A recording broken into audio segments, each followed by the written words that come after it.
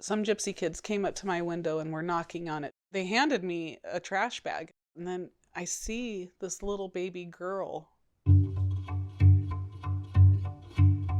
So my life started when I was 13 years old, and I was in a hospital room getting ready for an operation, and I overheard the doctors tell my parents that I might not make it. And when I heard that, I was crying because I hated my life. I was so depressed. I was actually happy that I might die. That night, right before the operation, I was watching Jesus of Nazareth on the TV in the hospital room. And it showed the scene where Jesus was dying on the cross. And he said, "Father, forgive them, for they know not what they do." And I just started crying. I said, "God, if you're really as good and as kind as I see here, then please let me die." And as soon as I said that, I heard a voice say, "First, give me your life." And I looked around the room and there was nobody there. I was alone in the room. I saw a nurse sitting at the desk in the hallway. There was no man around there. And I looked around and I go, "What?" And I heard it again, "First, give me your life." And I knew it was God, so I said, "God, you can have it. I don't want it." I thought the deal that I had made with God was I give him my life and he lets me die. But that didn't happen. And I was very angry about that because I felt like God had broken his deal, and I was like, well, now what am I going to do? And by the time I was 21, I was still thinking, what am I going to do with my life? They were doing a documentary on the orphans of Romania. And I just saw that and I'm like, I've got to do something. I wish I could do something. And I'm like, well, what can I do? I don't have any qualifications or any skills that I could use. And I'm like, but I've got 2 arms. I could at least go and hold them. And a friend called me and said that her church group was going to Romania to work with the orphans. And she wanted me to support her. And I said, no, I'm not going to support you. I'm going with you. So I went for the first time in 1991. And that was right after communism had fallen in 1989. And we went to the orphanages, and the first ones that we went to, they were full of teenagers. And I was like, I'm ready to go and hold little babies, but I didn't know what to do with teenagers. And when I got there, I was shocked because it looked like a concentration camp. The kids, their head was shaved. Everybody was really skinny. I couldn't tell the girls from the boys. And the music leader of our group started playing the guitar and singing songs, and we were singing songs, and the kids were just rocking back and forth, not to any rhythm. They just had this rocking going on. And I put my arm around one of the girls, and I started rocking with her. That was when I knew that I needed to do something, and I had found my calling.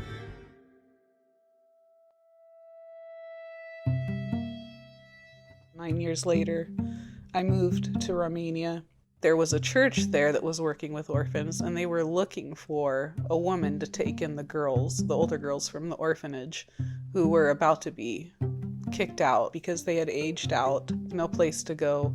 And usually those children, they end up in prostitutions or they're picked up by human traffickers. There were quite a few people that I met that they were blinded by someone so that they could go beg on the streets, or they had their limbs cut off so that they could make more money begging on the streets.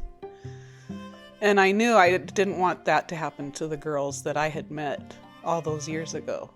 The first day that I got there, I was so overwhelmed. I thought for sure I had made a huge mistake and that I didn't hear God very clearly, and I didn't really know what I was doing, and I didn't know what God was doing. And I said, okay, God, either you're real and this is all real, or it's not. If it's not, I'm leaving. You better show me now. And that is when the first girl came and knocked on my door, and she had a little plastic grocery bag. She said, I was sent here to live with you. And I was like, oh. okay, well, I guess that's my answer. And I said, come in. 5 girls that I had visited all those years ago, they came to live with me. Some of them were 16 and one was 17, 18, and 19. During that time, I would ask them, what do you want to do with your life? What is your goal? And I thought, I'll be there for about 3 years and help them get it together and help them figure it out. And one of my girls, the first one that actually showed up at my door, her dream was to be a doctor. We got her into medical school, and there was a hospital in our town where she did her internship. And one day she was there, and it was in the middle of winter, when it was really cold, and there was a 7-year-old boy that was brought in. He was traumatized. He had scars all over his face. He had been through something that was really, really traumatic. And he was left there at the hospital. After a while, he got a little bit better, and she found out that the hospital was just going to send him back out on the streets because he came from the streets. And she asked him, well, where are you going to go? And he said, I don't know where I'm going to go. Nobody wants me. So my oldest girl, she brought him home. And I remember the night that he was sleeping on my couch, because I hadn't had a bed prepared for him yet, and I was looking at him, and I thought, this is going to be a lot longer than 3 years. So each of the younger kids, they were brought to me except for the oldest girl. The 7-year-old boy, he was with me for a few days, and he looked at me and he said, I have a sister on the streets too. Can we go find her? And I said, sure. So we went out and we looked for her, and we found her running around the streets in a gypsy community. I asked her if she wanted to come home with us. And she was screaming. She was so loud. She was my wild child. She was so excited. I remember just seeing her really up close for the first time. Her chest was caved in. Her legs were bowed. She was so malnourished that I just kept giving her food. I'm like, she was so hungry. All she wanted to do was eat. And then my son, one of the girls that I had met when she was about 10 at the orphanage, she had gone to some kind of work program, and there she became pregnant. And she was kicked out of the program. And she knew that I was there, so she came looking for me, and she came to my door and she said, will you take this baby? I don't want it. And I told her, no, I'm not going to take your baby, but I will help you raise him. You can come and live with me and learn how to take care of him. And for 2 years, we tried working together and getting her to want to be a mother, but because she had grown up her whole life without a mother, she didn't want to be a mother. She wanted a mother at that time. So she ended up giving him to me. And then my third daughter, some gypsy kids came to my window and knocked on my window, and they had a trash bag and they handed it to me, and they said, we don't know what to do with her. And when I looked, there was a little baby girl in there who had no diapers on, had no clothes on, in the freezing winter. And I couldn't believe what I was seeing. And I told the kids, I said, go find the mother and tell her if she wants to keep her baby, she can come and live with me. And so they went to the mother, told her what I had said, and then they came back to me, knocked on my window, and they said, she said, if you don't take her, to throw her back in the trash. She was so skinny and so tiny that a lot of the friends that I had then, they were telling me, she's gonna die. She's not gonna make it, and they're gonna blame you if she dies, and then you're gonna be in a lot of trouble. And all I could see was this beautiful little baby girl. I couldn't see what they were seeing. She drank her bottle right away, and she became this beautiful little girl. My last one, my younger kids were all playing outside in the yard, and a woman walked by with a little girl and said, can my daughter play with your kids? Sure, she can. She comes into our yard, the mother leaves, the mother never came back. about 6 months later, the mother came to say that she was pregnant again. She didn't want this little girl back. And I looked at her and I said, well, what are you going to do with this baby? And she said, I'm just going to leave her at the hospital. I had seen what the baby hospitals look like. I've seen the babies with the bottles just propped up on a blanket and nobody giving it to them. And if it fell, there was no one to put the bottle back in their mouth, and somebody just came and took the bottle. So they weren't being well taken care of at all. Their diapers were always soiled, and I said, no, don't let her go to the hospital. Will you let me take her? And she was the last one that I was able to adopt. At one time in my house, there were about 15 kids. I loved what I was doing so much, and I had so much fun with these kids. And I thought, this is my family. I want to adopt them.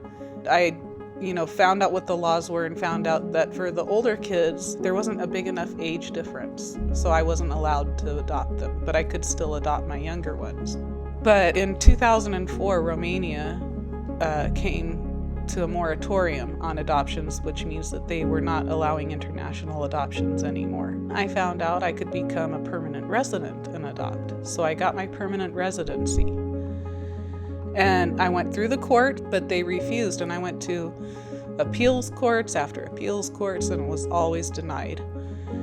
And it was early one morning, and I was in the kitchen, and I just started crying because I was like, these kids are mine. They're mine. And I go, God, I'm their mother. You know that, and I know that, but nobody else knows that. Tell me what to do. I'm like, I've heard your voice before. I know you speak to your people. Tell me now, what do I do? And I heard that voice again, and it said, wait and see what I will do. And I thought about it. I was excited. I was hearing this voice again. I thought about it, and I said, no, I can't wait. A mother fights for her children. I have to do something. And then I heard it again, and it was a lot stronger this time, and it said, wait and see what I will do. And I thought, okay, I guess there really isn't anything else I can do. I looked at all the lawyers and every possible way that I could do this, and I just kept running into a dead end. Like, there is nothing I can do, so I'll wait. 3 months later, the Children's Protection came to my house, didn't call me, didn't knock on the door, they just barged right in, opened my door and yelled at me, what did you do? And I looked at them and I'm like, I don't know what you're talking about. What do you mean, what did I do? What did you do? You know what you did. You did something. I'm like, I don't know what you're talking about. And they said, yes, you do. Anyways, they're not going to allow you to adopt these kids. There's no way. And I'm like, oh, this is about the adoptions? I looked on the website where they have the cases, and I saw my kids' names on there. And I was able to adopt them after that. I did absolutely nothing. All I had to do was show up to court.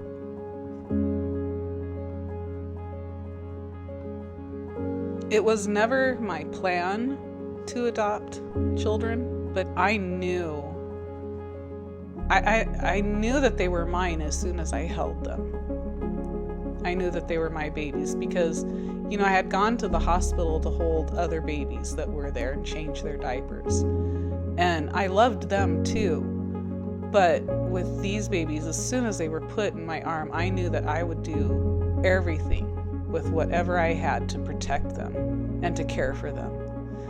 And there's a verse, Psalm 139:16, that says God has ordained our days, all of our days. And I feel like God had ordained them to be with me.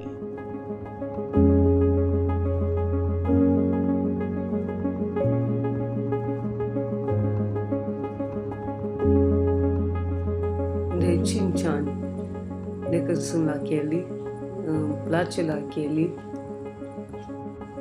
Dacă nu era ea,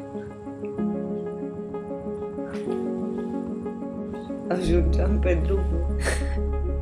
My mom means the world to me. If it weren't for her, I would be probably dead, by now. I would be on the streets. I don't know where I'd be. She just means everything to me. And I'm glad I got the chance to be adopted by her, and that God told her that that was what she was meant to do, because it's given me this life that I'm just so grateful for and so happy with.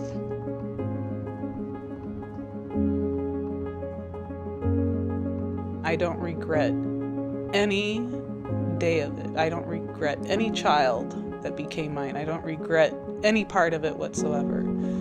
And I tell my kids all the time, they are the best thing that ever happened to me. My name is Kelly, and this is How We Family.